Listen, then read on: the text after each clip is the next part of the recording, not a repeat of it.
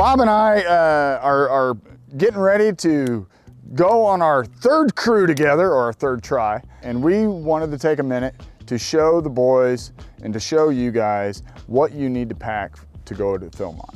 We tried in 18. Yep. We tried in 20. So third time's a charm. Third time's a charm. We're going to make it and have fun doing it. Okay. We've seen lots of videos out there of different crews putting stuff together, and we decided that we wanted to put our own together. Yep. so that you can see what Philmont says that you should pack. Yep. Bob and I both have different experiences, and we might have some different ideas of different things to pack, but we're going to show you today exactly what Philmont says you should bring. Yep. No more, no less. And the main thing to remember is less. So one of the first things on the packing list is what you're going to wear. And I want you to know that you need to look at that list and realize that part of that list includes what you're wearing on the trail at the moment. That won't be in your pack, so it won't be included as part of your base weight. You're going to have your socks, you're going to have a shirt, you're going to have some shorts or pants, you're going to have your boots, maybe a hat or something like that. And that won't be included as part of your pack. But we'll get into more of the clothing in just a second. We'll start right here. Of course, you need a backpack, okay?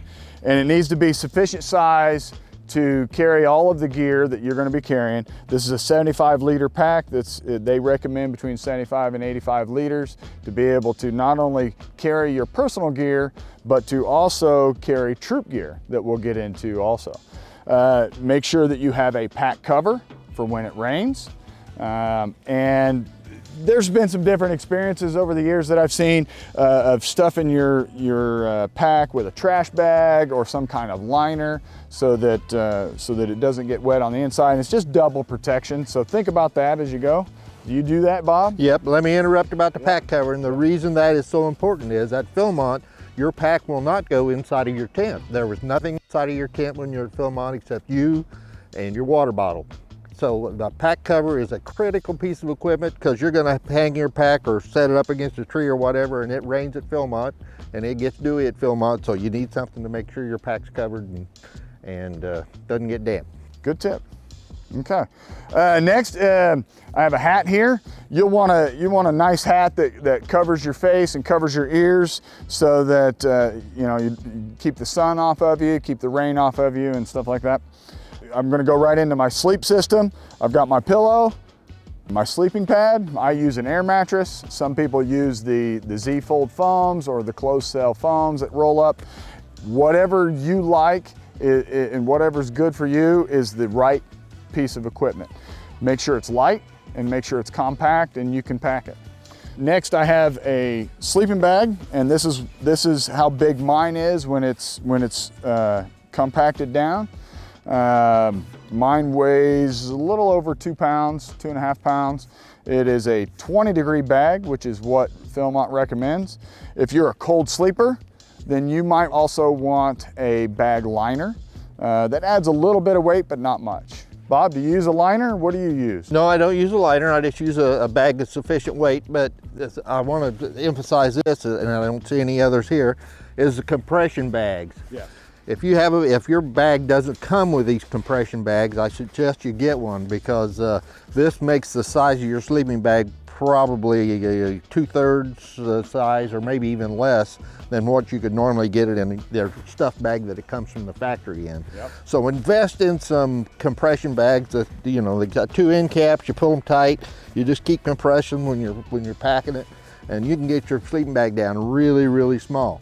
And also, when it comes to your clothes and some of your other gear, you can buy these things online, Walmart, wherever.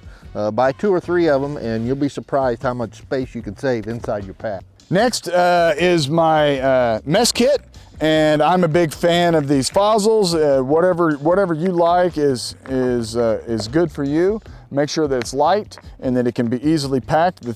What I like about the fossils or some of the other plastic ones out there is they fold flat and slide in a nice compact place inside your pack. As a cheap way out, if you don't want to invest in any of these, and it's your choice, you can use a frisbee. Absolutely. Yep, I've used a frisbee. I have several frisbees that the knife cuts in it from cutting up my food. We will have one of these for the crew, but it's not a bad idea for 1 or 2 people to share a shovel between them. This is your scat bag. This is for when you got to go do the business off the trail. And if you need to do it right now, and the guy that's carrying the crew set is 50 yards up the trail, you might need to scoot off the trail quickly. So you might want to have your own. So I always have my own. It includes in my bag, I got the shovel, I got the toilet paper, I've got some wipes in there to help clean up. I got a little bit of hand sanitizer in there, and I just keep that in the top of my pack. That way I know exactly where it is. Camp shoes. I'm a big fan of the Crocs. They're very comfortable when getting around camp. They're also extremely light and easy to get in and out of. You can use some slip-on shoes. Bob, you talked about doing some slip-on shoes. If our crew is going to do some rock climbing, it's not a bad idea to have some cross trainers or some old running shoes that are light and easy to change in and out of. So we're going to go over clothing real quick. One thing you won't find on the table, I forgot to pack it, is my underwear.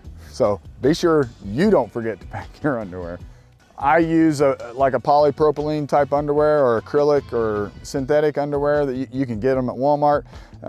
Whether you wear them every day or not every day, you might want to have a couple of pair for when we get on the trail, because some of you know that once cotton gets wet, it stays wet and it takes a long time to dry. So you'll want to have a couple of pair. Remember, you'll have one pair on while you're taking off onto the trail. You'll have another pair, maybe 2 pair in your pack. You also want a couple of pairs of socks. Again, you'll have 1 pair on, you'll have 1 pair in your pack.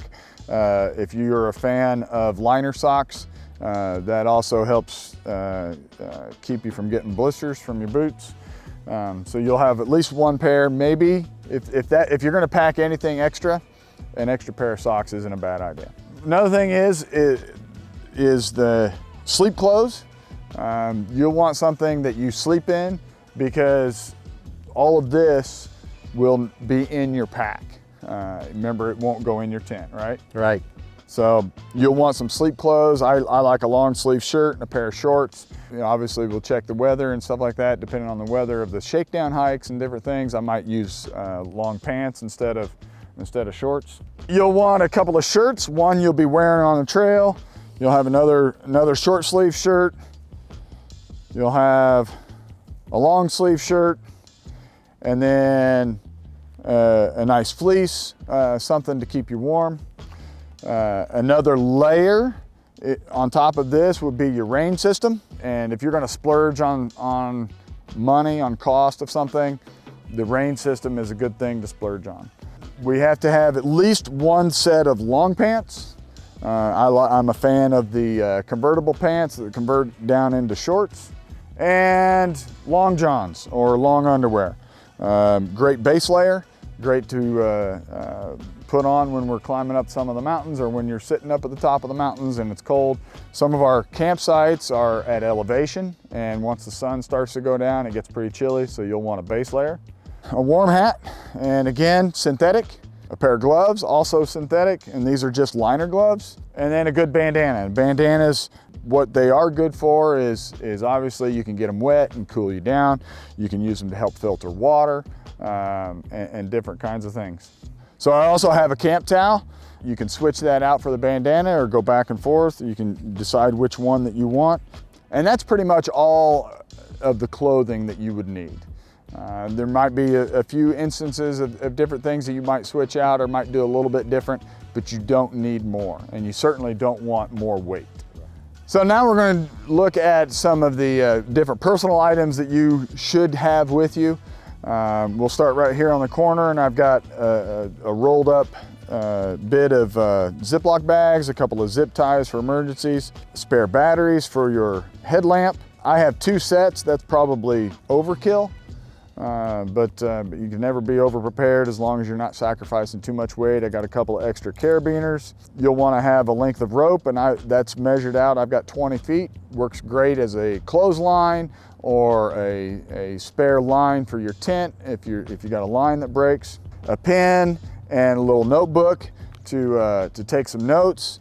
Almost every trip that I've made, I've skipped a few times that I've been, but anyway, I always write down the experiences of the day, some comments, some notes. When you get back home and your parents say, well, what'd you do on your trip?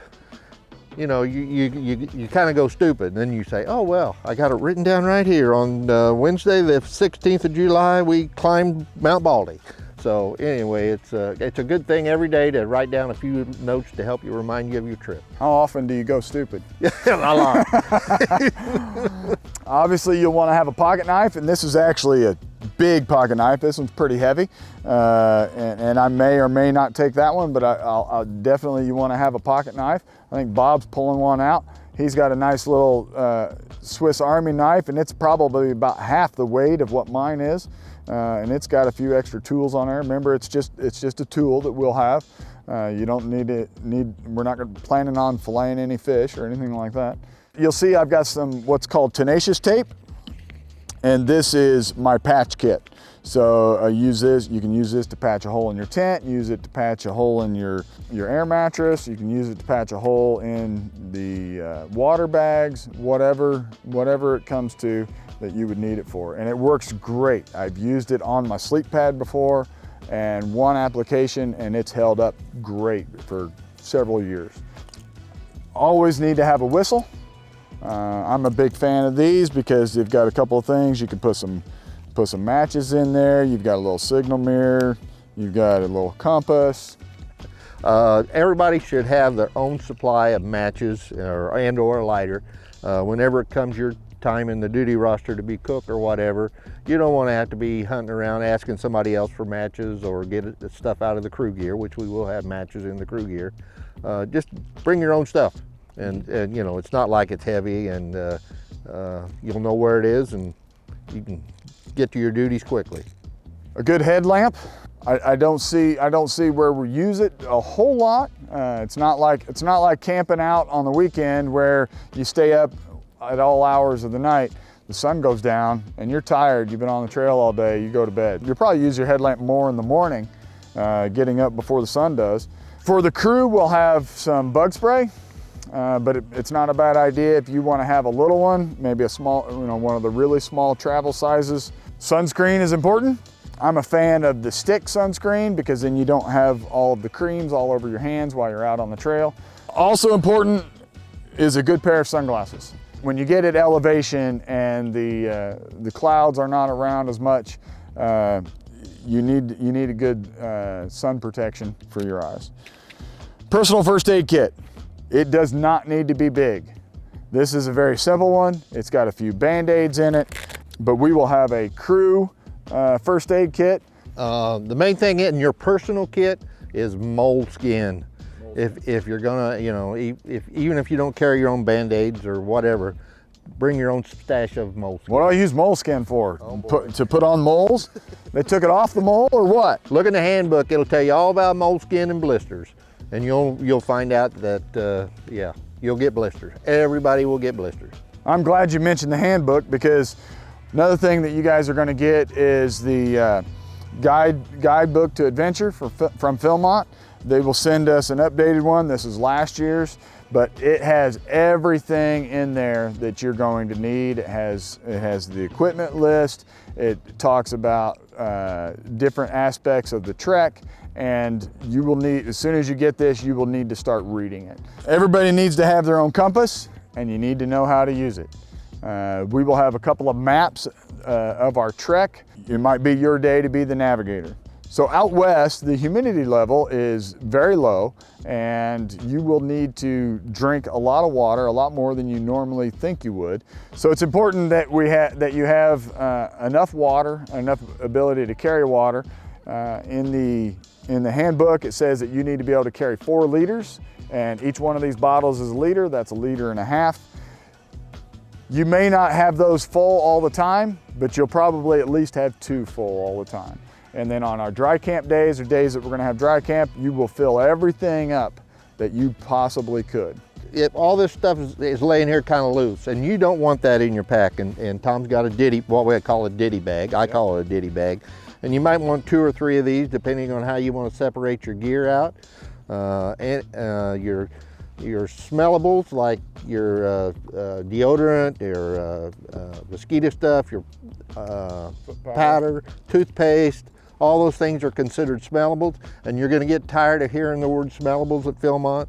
We're going into bear country, and it is critical that we keep our smellables away from us and out of danger. We'll talk about bear bags later on, that's a big thing, but all this stuff will go up in a bear bag. So anyway, the important thing is, for organizational wise, you just want to be able to reach in your bag and say, oh, I want my insect repellent, and you say, oh, that's in the orange bag.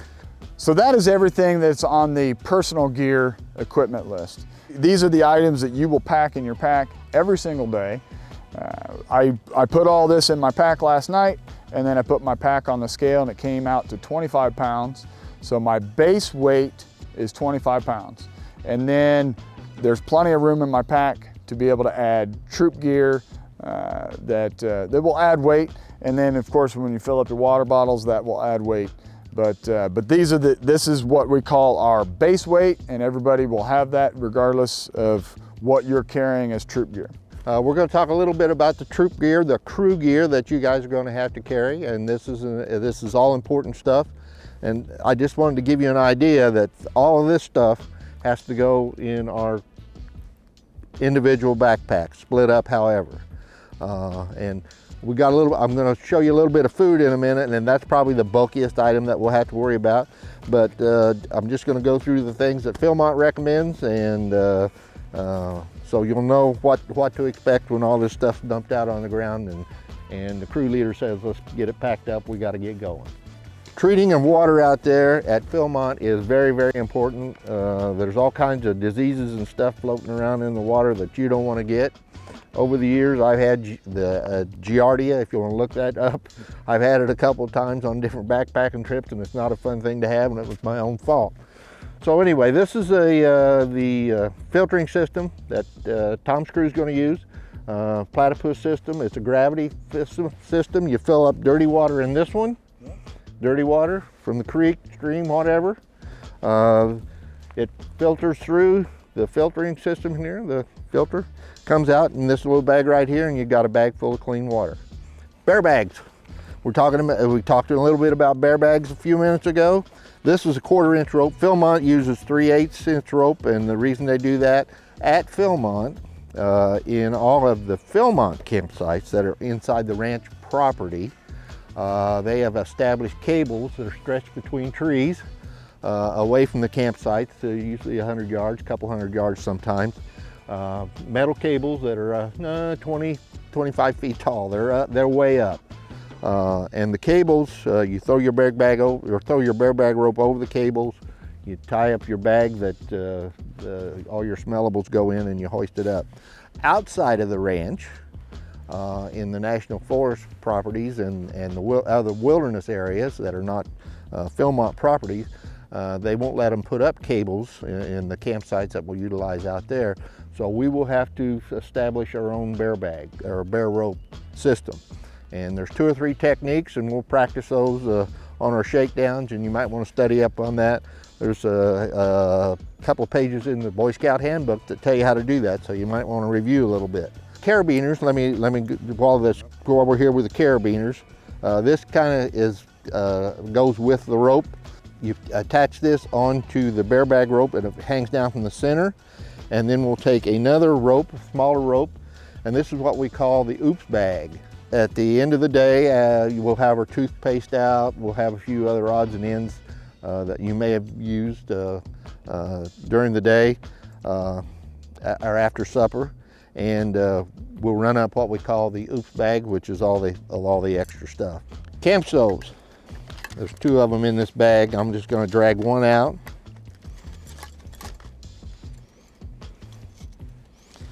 We will be using a Coleman fuel or a filtered fuel type system.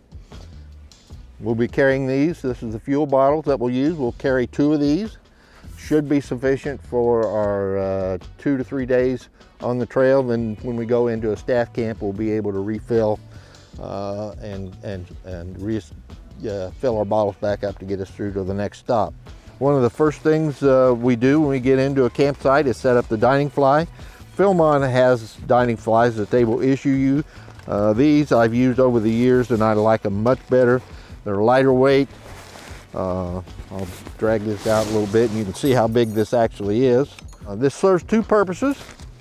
If it is raining, and it does rain at Philmont, plan on getting wet every day. But if it happens to be raining at one of our meal times, the person that's doing the cooking will have to get under here and cook and that type of stuff. We talked about water, having to carry water when we get into a campsite, and the staff camps will have treated water at the staff camps. But at our trail camps, and we have several trail camps on this trek, we'll have to go down to the creek, get our water. You fill these up, and this will be what we use in the other filtering system. Usually we have two of these. I'll have to think about whether we want to carry two of these or not, but you filter your water, make sure it's full in the evening before we go to bed. That way when we get up, get ready to get on the trail, everybody fills their Nalgene bottles up out of this. We got a dry bag, we're ready to go. Multitool, this will be the tool that we'll use to handle our hot pots and pans, make repairs if we need to. Okay, camp suds. This in this bottle here will get you probably through a trek. They make these different sizes. There's another size up. It's a concentrated, very concentrated soap. A few drops goes a long, long way. So like when we're doing dishes, you know, like 3, 4, 5 drops in a big pot, which I'm going to show you here in a minute, will get you through a lot. Will get you through washing dishes. You take it to the shower. This here funny looking thing right here, it's a small frisbee. It's got holes in it. Got 40, 50 little holes punched in it. This is called a Sump frisbee at the campsites in Philmont, inside of the ranch. And they have established sites called Sumps. And what it is, it's about a 6-inch PVC pipe that goes into the ground, that they've buried into the ground 4 or 5 feet. And that's where all the wastewater, that's where we'll brush our teeth, that's where we'll do our washing and cleaning up around the sump. This tool here fits over the pipe, sits over the pipe, and if you've washed dishes at home, which I hope you all have, you know that when you start draining the water out, there's always lots of food particles and all kinds of gunky little stuff left at the bottom of the sink. Well, when we get done washing, that water, the dirty water, we filter through here so that it filters all those particles out, gets caught into here, and only fairly clean water, clean sump water goes into the ground and into the environment. Then we take this, take a Ziploc bag, you tap all the food particles and waste particles, go in the bag, and you carry it out, and then we can dispose of it at the next staff camp, which they have disposal sites there where we can get rid of. We don't have to carry it for 10 days, but you do have to carry it for 1, 2, 3 days, whatever, till we go through a staff camp. Duct tape, I've seen this used for a million different purposes, and you will probably see this on the trail, or at least when we get back into base camp off the trail, that somebody's going to have about a half a roll of this wrapped around their boot because their soles came off their boots.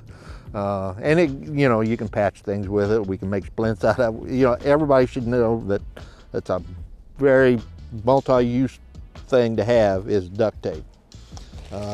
We'll have a camp shovel. They're lightweight. These things only, like say, this plastic thing only weighs, boy, if it weighs 2 ounces at the most, I'd be surprised. When we go into a staff camp or a resupply camp, what we call commissary camp, we'll get resupplied with toilet paper. Toilet paper is a valuable item. It's something not to be wasted. You got to think 1 or 2 rolls has got to last 8 people for 2 days, or for 3 days, 4 days maybe. So valuable item, not to be wasted, okay? 2 pots. This would be our cooking system. Our meals at Philmont are rehydrated meals, of course. I think everybody should know that by now if you've had much backpacking experience. One's for cooking, one's for cleanup. That's about the extent of our cooking system. Trash bags. This is to keep miscellaneous in. Like I say, our sump stuff, anything that we wanted to carry off. First aid kit. This is a bigger first aid kit. Like I say, I'll probably this is what I keep in the scout trailer for our regular campouts. Gosh, you can almost do an operation with all this stuff that's in here. Does the same person carry the first aid kit for the entire crew? Yes. Always. Always. If Johnny's carrying it and somebody gets hurt, everybody says, go find Johnny, we need the first aid kit. Okay. So yeah, same person should carry the first aid kit. And I would suggest, and this is a suggestion for the crew leader, whoever the crew leader happens to be, when you're looking at all this miscellaneous gear right here that has to be packed, everybody should be responsible for their own items. The same person should carry the stove, some person should carry the water bottle, same person should carry pots. That way, when we're in camp, we get in camp or we need something, we know that who's got what in whose pack. Crew leader says, okay, Johnny, where is the stove? And he goes to his pack and gets the stove. This is a typical Philmont meal pack. This would be a lunch pack here. It says lunch 10 on it. There are 12 different meals at Philmont. This happens to be a lunch 10. And there is a reason for that. As we hike along, if somebody wants to carry the lunch, well, we say, okay, today we're going to have lunch 1. Then you go through your pack, and everybody will carry food. Everybody will carry food. You get your lunches out, and everybody looks for lunch 1, and then everybody knows they got the same ingredient. So these are packed for 2 people. Okay.